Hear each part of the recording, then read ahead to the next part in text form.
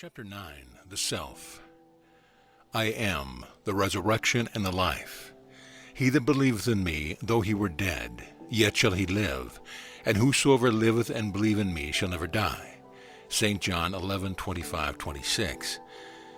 Saith the great law, in order to become the knower of all self, thou hast first of self to be the knower.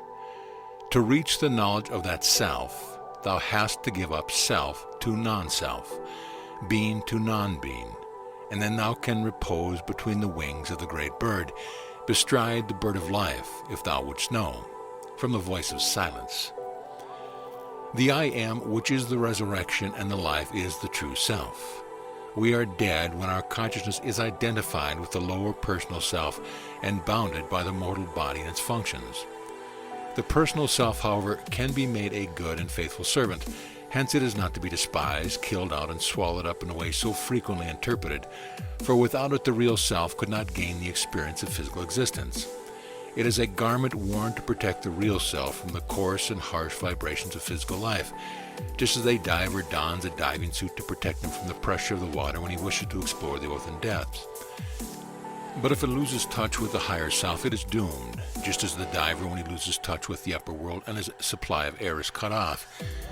If you are wedded to the idea of the lower personal self and consider it all important or all there is, you must reach a stage of growth in which your ideals, your enthusiasm and zest in life, which at one time gushed forth like a mountain freshet, must die or lose themselves in the sands of earth conditions or be dried out by the hot scorching sun of criticism and worldly disapproval. But if you bestride the bird of life or hold for your central idea the thought of the I am, not the mere personality, but the higher, divine self or the Christos, even those former ideals, though dead, shall rise again, be spiritualized, never die. Just as the diver, if he holds fast to his source of supply, will be enabled to do his work, and when it is accomplished, will rise into the upper air and take off his clumsy accoutrements. Should he think, however, that the diving suit was himself, or should he lose his memory of the higher world, he could never rise from the depth and return to his real home. If in the face of all obstacles you go on trusting and centering your ideals on the true self, which is immortal, your faith can never die. For you will know that the real self can never be affected by the changing conditions of earth life. This is bestriding the bird of life. As long as you hold firmly to this idea, you hold the reins which shall guide the bird of life throughout eternity.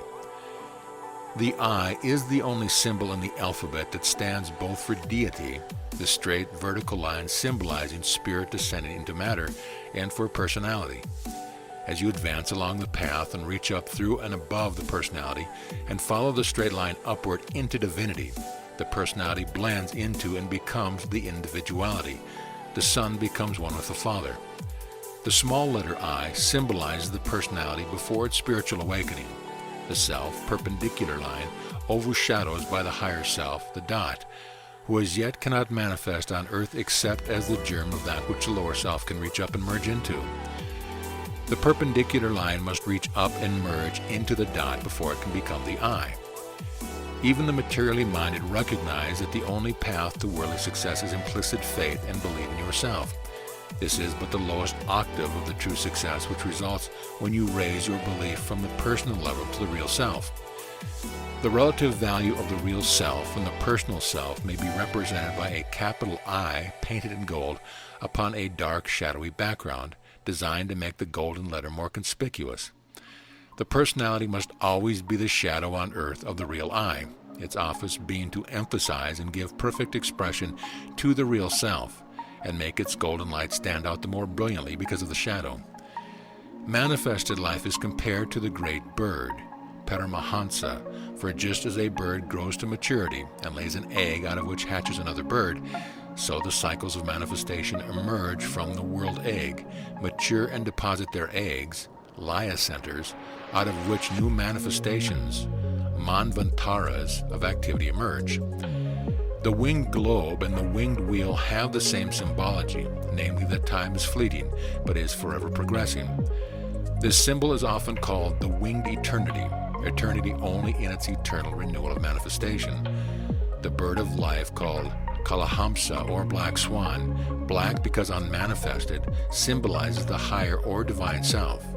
the I am that I am. Hence, to bestride the bird of life means to be master of all the manifesting expressions through which this great bird or winged wheel is passing, just as a rider must control and master his fiery steed. Our text, therefore, points out the possibility of such mastery and the only way by which it can be attained, that is, by an understanding of the self, merging the personality into the individuality over the straight line of your awakened spiritual consciousness. To accomplish this, think of yourself as one with the silent thinker, the great oversoul, the self, the bringing forth of all things, and swallow up the little personal self in this great conception of selfhood. Always think of the real self as an emanation from or an expression of the divine, of which you, the personal self, are but the shadow. While you should make the personal self a perfect shadow or reflection of the divine, still, even after that is accomplished, it must take its proper place as the humble servant of the self. If you make a sincere effort to do this, how much of misery, of unhappiness, of trouble will fall away from your life? As we have said in another work, O ye seekers for the way, to you comes a message from all the spheres through which the spirit of life eternal presses onward, pulsating, rising and falling, beating the outward form into nothingness, that the immortal spirit of all things may be revealed to you, the soundless sound. What does this mean, this beating into nothingness? What is this outer form? It is the personality, your life in the outer world. But most of all these things, my business, my pleasure, my friendships, be beaten into nothingness. Yes, if they so completely occupy your attention that they prevent the real self from manifesting. For once you have set out upon the path to mastery, once having chosen to live the higher life, you have registered your desire and your willingness to let that self manifest, and all the forces of the universe work together to fulfill your vow. Therefore, be not amazed at anything that happens to the little self, but instead ask, why? Why? That which holds you back is the personal self. Almost every trouble that confronts you is centered in this little self and what others think of that self. Perhaps you are so humble that you think constantly on how little you are and dwell upon it so that it is impossible for the silent thinker to inspire you, perhaps to do a great work. Perhaps you magnify every little deviation from that conduct which you have decided makes for spiritual growth. Perhaps instead of keeping your mind on your higher self, you are watching to see what others think of your beliefs, striving to shape your life to meet their approval, or trying to live up to what others consider a spiritual life instead of listening to the silent speaker and following your own divine guidance. Perhaps you are following some great ambition, trying to accomplish some great things for humanity. Perhaps some slight to the little self occupies your whole attention, perhaps some grief. There may be many seemingly laudable excuses given for allowing the little self to occupy the center of the stage in your life, but whatever they are, if you are honest with yourself, true and serious in your desire to be united to the mind of the silent thinker, you must admit that it is self that is occupying your attention and bringing about your troubles. This is comparable to the ignorance of the illiterate person who uses a small letter I where a capital I is indicated, for the little I is always subordinate and should never stand alone. You would not long fret or worry if, instead of focusing your attention upon the little self, its needs, its joys, its sorrow, its slights, or perhaps its honors, you permitted it to be swallowed up in an effort to realize your divine self. To think of the personal self only as a vehicle or expression or shadowy background on the physical plane of the great self, the higher self. Many dream of a grand work for humanity, but the little self sets boundaries upon it or decides what the work is to be, thus allowing many opportunities to go by while waiting for what they have decided is to mark the beginning of their great work. While the great work which each soul has to accomplish is born from the higher self, it must be accomplished through the little self or personality. Hence, the events which mark its beginning will be just those which the little self can accomplish, and by which such accomplishments grow into greater things. To sit with folded hands for a miraculous beginning is just as disastrous as to try to use a capital I where the small I is needed. Again, it must be borne in mind that the work of each self will be brought to that personality by the great law, and it will never be another's work. Each personality is in very truth a ray from its higher self, but in passing through earth conditions, it has become clouded, obscured, distorted, just as a ray of light becomes distorted by passing through a dense medium. Therefore, no person should try to pattern his life after that of another or after another's ideal. but after the ideal life of the soul is set forth in the allegorical life of the Christ-man Jesus. He should take account of his own disposition and idiosyncrasies and seek to find the original intent of each characteristic or the germ of good within every fault. For this reason, know thyself is the watchword, rather than to pattern after another, be that other ever so godlike. For in the grand plan, while all are one in the unity of the Godhead, still each atom or personality has its own part to play and is endowed with tendencies and characteristics, which when corrected and sublimed will fit in to take its own place, a place no other can ever fill. Since your personality is the distorted image of your higher self, it should be your first duty to straighten it out and discard the awryness due to the elusiveness of the medium through which it is functioning and permit it truly to express the real self.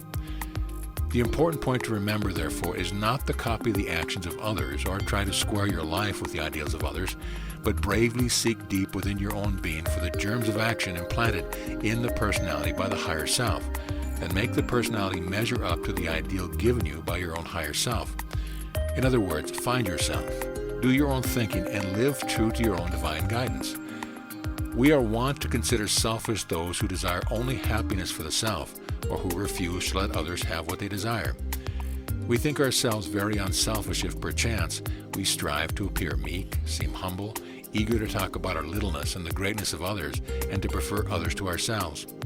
But the truth is, and we would speak it in tones that would vibrate from pole to pole, that it is just as selfish to permit your humility to occupy the foreground in your thoughts and continually impose it upon the thoughts of others as to continually seek your own pleasure. For even though you are dwelling upon your own unworthiness, nevertheless it is the little self that is occupying your attention. The little self is your servant and must be set to work in the vineyard of your life and not stand all day idle, waiting for the Christ to come and give it work in the great vineyard of humanity. On the other hand, many teachers gain a considerable following by reiterating their own greatness, sanctity, and claims to holiness. They talk much of their wonderful experiences, their illumination, and their Christ-like character, and followers like sheep flock to them. But if each soul will do his or her own thinking, such claims to sanctity will at once arouse suspicion, for all scriptures and occult authorities proclaim in no uncertain way that whosoever shall exalt himself shall be abased. The true teacher must have evolved beyond the little personal self and to some extent merged his consciousness into the divine, hence neither seeks nor permits adulation or worship for himself, but lets the divine in him speak through his teaching. Let your deep, abiding aim, your aspiration, be ever upward. In fact, bestride the bird of life and soar into heavenly realms. Forget to look down to earth. If you stumble, do not waste a moment's thought over it, but remember the lesson from it and say, I must be up and doing. That is past and gone and shall not hold me back. Truly nothing can hold you back unless you hold to it. If the bird of life is chained to a perch, it cannot fly. It warbles not, nor can it stir a feather, but the songster mute and torpid sits, and of exhaustion dies. If you were running a race and tripped and fell, would you waste time carefully inspecting the spot where you fell and wondering how it happened? No, you would be up and on, intent only on reaching the goal, not even conscious of the bruises you've received. Thus must you run this race which ends in mastery. Be so intent on climbing the mountain that you have no time to think of your hurt feelings, no time to sit and cry, no time to enumerate either your personal grievances and slights or your honors and exultation, no time to grieve over lack of appreciation of your efforts by those around you. While you are not to go over and over in your mind the things belonging to the little personal self, still you must not waste your opportunities. Do you full duty in life, be kind, loving, just, and true, yet always have your gaze fixed on high, and on the realization of your oneness with the real self, like a thread of fire forever penetrating your being and filling your consciousness. The little self continually seeks to sit upon the throne of the higher self, and when you think you have made it the servant in regard to earthly things, it begins to assert itself on the higher planes of spiritual selfishness and spiritual pride. Determine that you will not remain identified with the servant or the personality, but will identify yourself with the master, the higher self. This life is but one day in the school of your soul. Your real life is not a school, but at home in your Father's house. If things in school do not go as you would have them, nevertheless realize that everything that belongs to you or is a part of your soul is yours upon the soul plane. There are many expressions of the soul, and these expressions may manifest in absolutely different ways upon the different planes. That which belongs to you is yours upon the soul plane. Therefore accept it upon the soul plane, but do not insist upon its physical expression also until the great law brings it to you. For its physical expression may not be for the personal self during this day of school. And if it does not belong to the personal self, why pin the self down to the little self, which, while learning its lessons in school, must have many of its beautiful possessions kept from it until study hours are over? You only prolong the deprivation by refusing to pay attention to your lessons, for you thereby attract earthly atoms which do not belong to the real self, and which must be taken from you, making the little self bleed and suffer. You are like a ship which, while in the ocean, even if blown temporarily from its course, is still victor over currents, winds, tides, and storms. But if the same ship anchors for a time in ever so beautiful a harbor, it will become covered with barnacles, things that do not belong to it, and the longer it lies there, the greater the incrustation. The only way it can be set free is to have the barnacles scraped off, a painful process. Try to understand and realize that anything you cling to for the mere gratification of the personal self, no matter how desirable it may seem, is but a barnacle holding back your spiritual advance. Your higher self has now everything necessary for its perfection, and will and must scrape off the barnacles ere it can indraw the little self into its own divine consciousness and perfection. Dwell then in the higher self, which does not need the physical expression you desire, but has the reality in the oneness of the immortal soul of all, forever in the Godhead. One of the greatest temptations of those who are progressing and beginning to develop the higher consciousness is to think that they have reached the point where the divine illumination of conscious oneness with the higher self is soon to take place. So instead of merging their consciousness into the divine, they develop a great spiritual ambition for the little self to have an experience which shall lift them above their fellows and give them prestige. This is one of the most subtle temptations of the little self, which must be carefully guarded against. You can carry the burdens of the little self along only the first steps of the path. Long ere you enter the fourth gate, you must have left them behind.